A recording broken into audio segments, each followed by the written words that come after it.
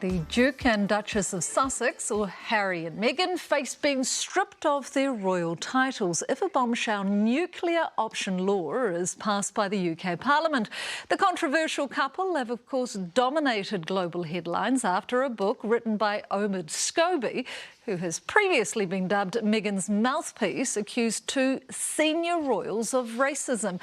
We've decided not to name the pair, but we are getting more on this story because we're joined by royal commentator and former Palace Press Secretary, Dickie Arbiter. Thank you so much for joining us, Dickie. Realistically, will Harry and Meghan be stripped of their titles? Tell us a little bit about this law.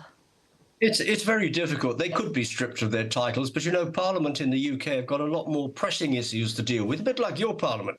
You know, there's an economic crisis going on through the world, and governments have got to sort that throughout the world. So dealing with a couple of Californian exiles is low on the priority. They will continue using their titles. They will continually be referred to by their titles. Americans particularly love the idea of a lord, a sir, or a duke, or a duchess, but, you know, quite frankly, their star is not shining as bright as it was 3 years ago or even 8 months ago.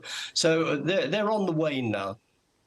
I was going to say there's been remarkable fallout from this book. Have we actually heard, though, from Meghan and Harry since the book has been released? Any sign of them? Not a peep. You know, there's too much information in this particular book that could have only come from one source, short of rummaging through the King's desk and looking at his papers, which is highly unlikely to happen.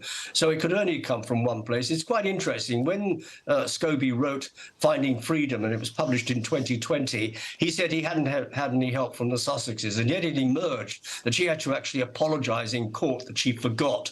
You know, for somebody who professes to be on top of everything, to claim that she forgot is absolute nonsense. They haven't commented on this particular book, even though there's a lot in it that could have only come from one place. Their fingerprints are all over it, and Scobie cannot continue to deny that. Of course it is. I think they like to be what I call frugal with the truth. But what about the royal family? Have we heard from them? Will they take any legal action? We haven't heard from the royal family. Will they take any legal action? They're probably taking legal advice as we speak, but my guess is they won't take legal action. You're adding wheels to the story. I remember many years ago during the IRA problems in the UK, Margaret Thatcher said to the press, stop giving them the oxygen of publicity. And as soon as you get the royals involved, it will give them the oxygen of publicity, and the motorcade of the controversy will go on and on and on. They're best to just keep Stum. Now, who is keeping Stum is Omid, because he was meant to be a guest on our show yesterday and pulled out at the last minute. What's he saying? Yeah, exactly. What's he saying at the moment? Because he denied one thing and someone else has come out calling him a liar, that he did include the names, etc. What's the latest on that?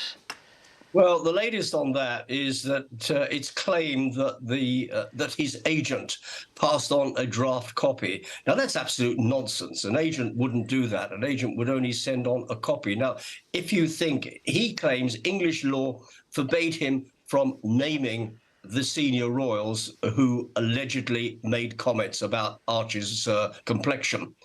It's quite interesting because English law doesn't apply on the European mainland, and particularly not in Holland. So if the names appeared in the book, they appeared there because there is no law stopping it.